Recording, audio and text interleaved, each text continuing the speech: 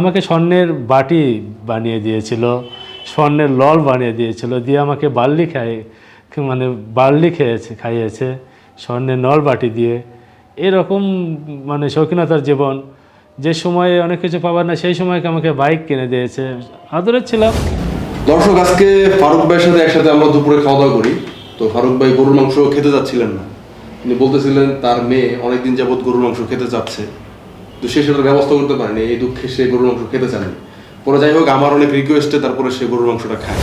আসসালামু আলাইকুম রহমতুল্লাহ। আজকে একজন মুসলিম ভাই আমাদের সামনে উপস্থিত রয়েছেন, যার নাম হচ্ছে আব্দুল্লাহ আল ফারুক। তিনি 2016 সালে ইসলাম ধর্ম গ্রহণ করেন এবং তার মুখ থেকে আজকে আমরা শুনবো কেন তিনি ইসলাম ধর্ম গ্রহণ করেছিলেন, এই বয়সে এসে কেন তিনি ইসলাম ধর্ম গ্রহণ করলেন, অবশ্যই আপনাদের জানা উচিত। সো চলুন গল্পটি ওনার মুখ থেকেই শুনি। আসসালামু আলাইকুম রহমতুল্লাহ। আমি আব্দুল্লাহ ফারুক, আমার এটা বর্তমান নাম। আমার পূর্বের নাম ছিল পুলক কুমার দত্ত। আমি হিন্দু ধর্ম থেকে ইসলাম ধর্মে পা রাখছি, তো এটা আমার বর্তমান পরিচয়। তো ইসলাম ধর্মে যে আসলাম, এর পেছনে অনেক কাহিনী আছে। ছোটোবেলাতে আমার একটা কাহিনী আছে, ছোটো করে আপনাদের একটু বলি। যে আমার মা বাবা এরকম বলতো, আমাকে গল্প শোনাতো যে সৌদি আরবে কাবা শরীফ নামে একটা ঘর আছে, এই ঘরে হিন্দুদের মূর্তি আছে এবং সেখানে শিবের একটা প্রতিচ্ছবি, শিবলিঙ্গ যেটাকে হিন্দু ধর্মে বলে আর কি, শিবের একটা মূর্তি আছে।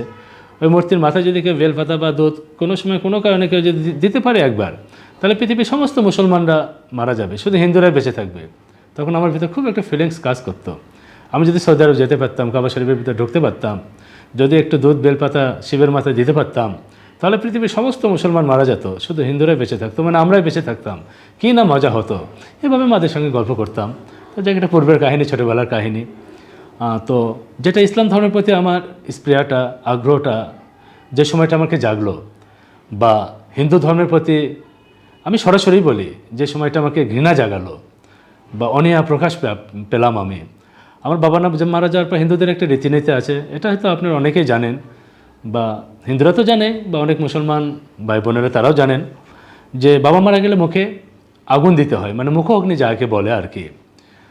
তো যখন আমাদের মহাশ্মশান কালীবাড়িতে যখন আমার বাবাকে সমাহিত করতে নিয়ে যাওয়ার পর যখন আমাকে বলা হলো, বা আমি ওভাবে অতটা জানতাম না যে বাট আমাকেই শুধু দিতে হবে, তো সে জানতাম দিতে হবে, কিন্তু আমি ওখানে গিয়া বাবার মুখের দিকে চেয়ে মৃত্যুর পর বাবার লাশটা দেখে যখন আমাকে বললো এখন তোমাকে মুখে আগুন দিতে হবে, তখন কেন জানি আমার আল্লাপাক ভালো জানে আমার ভিতরে আল্লাপাক কী যে একটা হেদায়েতের আমার তখন কেন জানি একটা অন্যরকম যে মনে হয় আমি নিজে মরে যাব, তারপর আমি এ কাজ করব না, যদি আমাকে মেরেও দেয় এখানে, তারপরও আমি কখনো এ কাজটা করব না। যে বাবা আমাকে পৃথিবীতে, যে বাবার মাধ্যম দিয়ে আল্লাহ পাক আমাকে দুনিয়াতে নিয়ে আসলো, আর সে বাবা আজকে দুনিয়া থেকে চলে গেল, আর সেই বাবার মুখে আমি আগুন দেব, এটা কেমন ধর্মের রীতিনীতি? আর এটাই যদি ধর্মের রীতিনীতি হয়েই যদি থাকে, তাহলে এই ধর্ম কখনো সঠিক হতে পারে না। এটা আমার মনের ভিতর কেন যেন একটা নাড়া দিতেছিল, একটা সারা জাগিয়ে দিতেছিল আমার অন্তরের ভেতর। তখন আমি প্রতিবাদ করি। পুরোহিত থাকে, ওখানে তো শত শত মানুষ থাকে, যখন একজনকে সমাধি করার জন্য নিয়ে যায় শ্মশানে, তখন তো অনেকেই থাকে, আর আমাদের কমিউনিটিটা বড় ছিল, বা তার দত্ত পরিবার, অনেক বড় পরিবার, অনেক বড় ফ্যামিলি। তো আমি ওখানে প্রতিবাদ করেছিলাম যে না, আমি মুখে আগুন দেব না। হ্যাঁ, যদি আমার বড় ভাই ছিল, সে ভারতে, তো ভারতে অনেক আগে থেকে আমার বড় ভাইটা ভারতে সেটেল, আমি সবার ছোট। তো সেই মুহূর্তে আমার বড় ভাইটা ওখানে প্রেজেন্ট ছিল না, বাট এমন একটা সিচুয়েশান, এমন একটা পজিশন যে আমাকে দিতেই হবে, বা বাই ডিএন্ড যে কোনো মূল্যে আমাকে দিতে হবে, না হলে এখানে অন্যরকম একটা সাম্প্রদায়িকতার একটা পরিবেশ সৃষ্টি হয়ে যাবে, আমাদের এক ঘরে করে ফেলবে, নাহলে আমাকে মারবে বা নির্যাতন করবে, বা অন্যরকম, যে এটা কোনোভাবে হিন্দুরা মেনে নিতে পারবে না তাদের কালচার থেকে, যে বাবা মারা গেছে সন্তান আগুন দেবে না। মনে হয় যে সন্তান আগুন না দিলে আমার বাবা কখনো স্বর্গ পাবে না, হিন্দু ধর্মে যেটা বলে আর কি স্বর্গ, এবং আমাদের ধর্মের সব কিছু নষ্ট হয়ে যাবে। অনেক এখানে আমাকে ঘাত প্রতিঘাত, এক প্রকার নির্যাতন মুহূর্তর পরিবেশ চলে আসে। তারপরেও আমি কোনোভাবে আমার মুখ থেকে একই কথা, যদি আপনারা আমাকে মেরে ফেল দেন এখানে, তা আমি হাসতে হাসতে মৃত্যুবরণ করব। কিন্তু আমার বাবার মুখে আমি আগুন দিতে পারবো না। তো আল্লাহ পাক আমাকে হেফাজত করেছে, আল্লাহ পাক আমাকে হেদায়েত তো করেছে বটেই। হেদায়েত না করলে ওই মুহূর্তে আমার মুখ থেকে এই ধরনের কথা আসতো না। অনেক নির্যাতন সহ্য করেছে, বাট আমি আমার বাবার মুখে আগুন দেইনি। যখন আমি আমার বাবার মুখে আগুন না দিলাম, তখন তারা বাধ্য হয়ে আমার ছোট চাচাকে দিয়ে আমার বাবার মুখে আগুন দিয়ে তাকে সমাধি করলো। তারপরে এমন একটা পরিবেশ আমার ভেতর সৃষ্টি হলো যে এটা কেমন ধর্মের রীতিনীতি, যে ধর্মে যে বাবা আমাকে জন্ম দিল, যে বাবা ছোট থেকে এত আদর, এত ভালোবাসা, এত মায়া, এত মমতা দিয়ে আমাকে বড় করলো, আর সেই বাবা মারা যাওয়ার পর তার মুখে আমি আগুন দেব? না, কখনো না। এ ধর্ম কখনো সঠিক হতে পারে না। তারপরে আমি একটু একটু করে ধর্মের প্রতি, ইসলাম ধর্মের প্রতি জানার চেষ্টা করলাম, বোঝার চেষ্টা করলাম। বন্ধু বান্ধব ছিল, কিছু ওয়াজ নসিহতে দাওয়াত করতো, সেখানে যাইতাম, ইসলাম ধর্মের কথাবার্তা শুনতাম, কিছু কিতাবাদি পড়তাম। পড়ে দেখলাম যে মুক্তির দিশারি আল্লাহ পাক যে কোরআনুল কারীম যে সমস্ত কিছুর মানে পথ নির্দেশনা, সমস্ত কিছুর এক কথায় মানে পূর্ণ বিধান, পূর্ণ জীবন যেখানে আল্লাহ পাক দিয়ে দিয়েছে, সেই কোরআনুল কারীমের প্রতি আস্তে আস্তে অনেক বিশ্বাস জন্ম নিল। আমি পড়াশোনা শুরু করলাম, সেখানে দেখলাম যে সৃষ্টি শ্রেষ্ঠ মহামানব আমাদের প্রিয় নবী যে হযরত মুহাম্মদ সাল্লাল্লাহু আলাইহি ওয়াসাল্লামের জীবনী যখন আস্তে আস্তে পড়তে লাগলাম, দেখলাম যে আমাদের রাসূলকে আল্লাহ পাক আমাদের মুক্তির পথ হিসাবে এই দুনিয়াতে প্রেরণ করেছে। তো আমার রাসূলের প্রতি এতটাই ভালোবাসা জন্মে নিল, যতই কাহিনী পড়ি ততই আমার দিলের ভিতর আলাদা একটা প্রশান্তি জেগে ওঠে। যতই জানার চেষ্টা করি ততই প্রশান্তি জেগে ওঠে। এরকম জাগতে জাগতে কোনো এক সময় 2016 সালের সেপ্টেম্বরে আমি ইসলাম ধর্মে পা রাখলাম। মানে তখন আমি ধর্মটাকে ওপেন করলাম, তার আগে আমি ওপেন করতে পারিনি। যদি আমি লুকোচুরি করে টুকে নামাজ কালাম আমি পড়েছি, এটা আমি ওপেন করার আগেও অনেক দূরে গিয়ে লুকোচুরি করে আমি নামাজ কালাম পড়েছি। এটাও আস্তে আস্তে একটু জানাজানি হয়ে গিয়েছিল কমিউনিটির মাধ্যমে। সে নিয়েও আমাকে একবার অনেক বাইন্ডিংয়ের মধ্যে ফেলানো হয়েছিল। তো পরবর্তীতে আমি সরাসরি এটাকে ওপেন করে দিলাম। দেওয়ার পর আমি একলা, আমার পরিবার থেকে আমি একলা ইসলাম ধর্মে পা রাখলাম। পা রাখার পর আমাকে তো আর বাড়িতে প্রবেশ করতে দেয় না।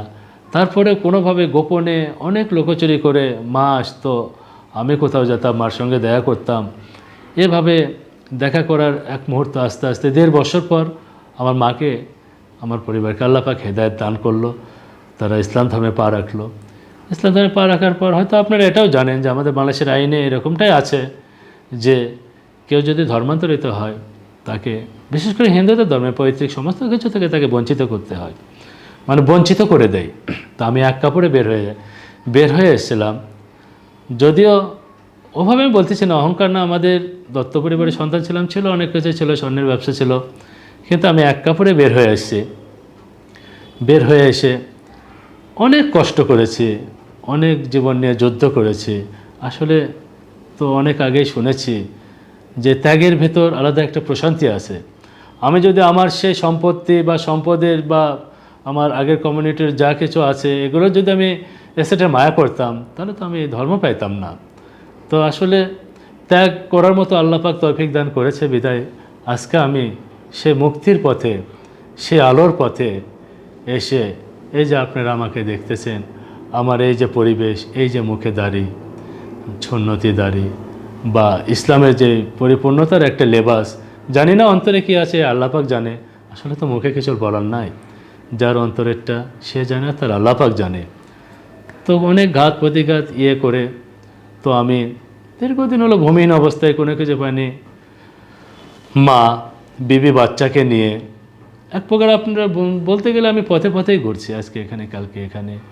এক সময় একটা জায়গায় আমি বসবাস শুরু করি, এই যে আপনার ঢাকা সাভার হেমায়তপুরে বসবাস শুরু করি, ভাড়া বাসা নিয়ে মা বেবি বাচ্চা নিয়ে বসবাস শুরু করি। করাকালীন আমি একটা ব্যবসা দাঁড় করেছিলাম, আল্লাহ পাক আমাকে তৌফিক দান করেছিল। সে ব্যবসাটা মোটামুটি 2 বছর চলার পর এই যে গাবতলী থেকে আমিন বাজার বা গাবতলী থেকে একটা রোড হইতেছে 4 লেন, এই 4 লেন রোডটা হওয়ার কারণে আমাদের এই মার্কেটটা ভেঙে দেয়, শুধু আমার না, আমি সমস্ত মার্কেট ভেঙে দেয়। ভেঙে দেওয়ার পর আমার দোকানটা নষ্ট হয়ে যায়। এর মধ্যে বাংলাদেশে আপনারা সবাই জানেন, সারা পৃথিবীতে করোনার একটা প্রভাব চলে আসে। করোনার প্রভাবটা চলে আসার পর সবার জীবনে আলাদা একটা সংখ্যা নেমে আসে। তো সেভাবে আজকে আমি আর কি বলবো, আর কি বলার আছে, তো শুধু এটুকুই বলি, মা বেবি বাচ্চা নিয়ে, আমার মাটা অসুস্থ। আসলে ছোটো থেকে তো কষ্ট কি জিনিস বুঝতে পারিনি। বাবা মা ছোটো সন্তান ছিলাম, অনেক আদরের ছিলাম, এতটাই আদরের ছিলাম আসলে ভাবে বলতে হয় না, বললে হয়তো অন্যরকম মনে হবে। আমার বাবা আমাকে, সে একজন ভালো স্বর্ণকার ছিল এবং স্বর্ণের ব্যবসা ছিল তার। সে এতটাই ভালো স্বর্ণের ছিল, মানে স্বর্ণকার ছিল যে একজনকে দেখে ওটা খাতায় ড্রয়িং করে তার প্রতিমূর্তি এরকম স্বর্ণের বেনে দিবে, এরকম তার অভিজ্ঞতা ছিল, বা এরকম সে একজন স্বর্ণকার ছিল। আমাকে স্বর্ণের বাটি বানিয়ে দিয়েছিল, স্বর্ণের লল বানিয়ে দিয়েছিল, দিয়ে আমাকে বার্লি খাইয়েছে স্বর্ণের নল বাটি দিয়ে। এরকম মানে শৌখিনতার জীবন, যে সময়ে অনেক কিছু পাবার না সেই সময়কে আমাকে বাইক কিনে দিয়েছে। আদরের ছিলাম। তো আসলে সেই শান্তি না, আজকে এসে বুঝতেছি যে আসলে আমার প্রকৃত যে শান্তি, প্রকৃত যেটা তৃপ্তি, সেটা আমার ইসলামের পথে যখন পা রেখেছি, আল্লাহ আমাকে যখন হেদায়েত দান করেছে, তখন হয়তো আমি শৌখিনতার জীবন পেয়েছি। এখন হয়তো কষ্টের জীবন আমি মানে প্রতিহত করতেছি, কিন্তু আসলে এই শান্তি আমি আপনাদের মানে বুঝিয়ে মানে বলতে পারবো না যে এই প্রশান্তিটা কতটা প্রশান্তি। দর্শক, আজকে ফারুক ভাইয়ের সাথে একসাথে আমরা দুপুরে খাওয়া দাওয়া করি। তো ফারুক ভাই গরুর মাংস খেতে যাচ্ছিলেন না, তিনি বলতেছিলেন তার মেয়ে অনেকদিন যাবৎ গরুর মাংস খেতে যাচ্ছে, তো সে সেটার ব্যবস্থা করতে পারেনি, এই দুঃখে সে গরুর মাংস খেতে চাননি। পরে যাই হোক, আমার অনেক রিকোয়েস্টে তারপরে সে গরুর মাংসটা খায়। তো আপনি যেটা বলতেছিলেন ভাই, যে আপনার বাবা ছোটবেলায় আপনাকে স্বর্ণের বাটিতে বার্লি খাওয়িয়েছিল, জি জি, একটা মানে বিশাল একটা ব্যাপার। কিন্তু স্বর্ণের বাটিতে বার্লি খাওয়াটা, একটা জুসের মতো কি বানিয়ে দেওয়া, এগুলো আসলে অনেক টাকা পয়সা যাদের আছে তারাই করতে পারে। তো সেখান থেকে বুঝতে পারি যে আপনার আসলে একটা মানে বিশাল অ্যামাউন্টের একটা সম্পত্তি, সবকিছু ছেড়েই আপনার ইসলামে আসতে হয়েছে। জি হ্যাঁ। আসলে কখনো কি আপনার এমন মনে হয় যে আগের জীবনে যেতে পারলে ভালো হতো, অনেক টাকা পয়সা থাকতো? আমার মানে এরকমটাই মনে হয় যে আল্লাহ পাক আরো আগে কেন আমাকে ওই সম্পদ ত্যাগ করে আমাকে এই হেদায়েতের পথে আরো আগে কেন নিয়ে আসেনি। হ্যাঁ, আলহামদুলিল্লাহ। আপনি এই যে অভাবে আছেন, এই যে আপনার একটা ব্যবসা ছিল ছোট, যেটা 4 লাইনের রাস্তা হওয়ার কারণে ভেঙে দেওয়া হয়েছে, বা সেই ব্যবসাটা আপনার এখন নাই। আপনার মা অনেক অসুস্থ, আপনার মাকেও তো আপনি অফলাইনে বলতেছিলেন যে আপনার অন্যান্য যারা আত্মীয় স্বজন রয়েছে হিন্দু গোষ্ঠী, তারা দেখতেছে না এখন। না, প্রশ্ন আসে না।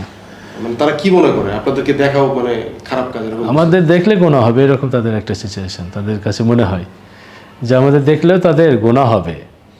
হ্যাঁ, তারা ধর্মের প্রতি এতটাই ধর্মান্ধ বা এতটাই তারা মনে করে যে গুমরাহের মধ্যে লিপ্ত হয়েছে, যে মনে হয় যে আমরা যদি বাড়িতে পা রাখতাম বা যাওয়ার পরিবেশ হইতো, তো তারা মনে হয় ওই জায়গাটা আবার পরিষ্কার করে দিত।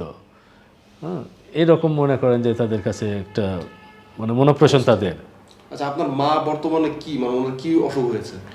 মার হার্টের সমস্যা আছে, মার আপনার অ্যাজমার সমস্যা আছে, মার হাই প্রেশার আছে, মার মানে আরও মানে দেখাতে হবে আর কি, বড় ডাক্তার আরও দেখাইলে অনেক কিছু মারকে টেস্ট করতে হবে, তাহলে আরও কিছু বোঝা যাবে।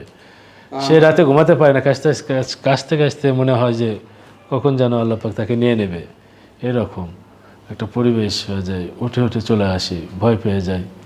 আর অ্যাজমার খুব সমস্যা, আর হার্টবিটটা বেড়ে গেছে। আচ্ছা আচ্ছা, শারীরিক হার্টবিটটা বেড়ে গেছে। আপনার মা একটা সুস্থ চিকিৎসা পাক, আল্লাহ তাআলার কাছে দোয়া করি। জি হ্যাঁ, আপনারা দোয়া করেন, সবকিছু আপনার জন্য সহজ করে দিক, আপনার ইনকাম থেকে শুরু করে সবকিছু তো বরকত দান করুন। এবং যেটা আপনি বলতেছিলেন যে আপনার এখন যদি মানে ওই সম্পত্তি দেওয়া হতো সেটা আপনার ভালো লাগতো না। আসলে সাহাবীরা এরকম অনেক কষ্ট করছে জীবনে, আর আসলে জীবনটা তো ছোট, কিছুদিন পর সবাই মাটি, তাই না? আল্লাহ যদি কারো বডি হেফাজত করতে চান সেটা আল্লাহর ইচ্ছা, কিন্তু এছাড়া সবাই আসলে মাটি কয়েক বছর পর। তো সেই দৃষ্টি থেকে আপনি যে ইসলামে এসেছেন ঈমান সহকারে এখন বর্তমানে বেঁচে আছেন, এটা কি আপনার কাছে অনেক তৃপ্তি লাগে?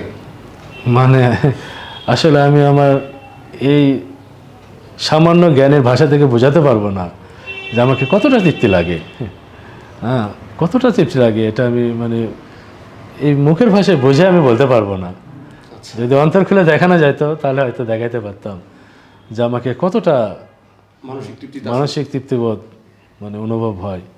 এটাই আসলে আল্লাহ তাআলা মানে আপনাকে শান্তিতে রেখেছেন, পাশাপাশি এই যে আপনার মুখে এত বড় দাড়ি, সবকিছু দেখে কিন্তু বোঝা যায় যে এই মানুষটা যে হিন্দু থেকে মুসলিম হয়েছে। আপনার অবশ্যই নিজের ইচ্ছাতেই হয়েছেন। আপনার তো মনে হয় এফিডেভিট সব কাগজপত্র সবই করা জি আছে। হ্যাঁ, এভরিথিং সবকিছু আছে, ইন্টার ডকুমেন্ট মাশাআল্লাহ। সবকিছু তো আছে। আলহামদুলিল্লাহ, আমরা আশা করি আপনার এই যে জীবনের গল্প, জি হ্যাঁ, এই গল্প অনেক মানুষের হয়তো হেদায়েতের কারণ হতে পারে। জি হ্যাঁ, হয়তো আপনি নিজেও জানবেন না যে আপনার কোন আমল কখন যোগ হচ্ছে, জি। হয়তো আখিরাতে দেখতে পারবেন জি ইনশাআল্লাহ। হ্যাঁ ইনশাআল্লাহ। পাশাপাশি এত সুন্দর একটা আপনি আজকে সাক্ষাৎকার দিলেন, আমরাও খুশি। আশা করতেছি এই সাক্ষাৎকার সবার জন্য উপকার হবে ইনশাআল্লাহ। ইনশাআল্লাহ। তো আমাদের এই অনুষ্ঠানে আপনাকে আসার জন্য অনেক অনেক ধন্যবাদ।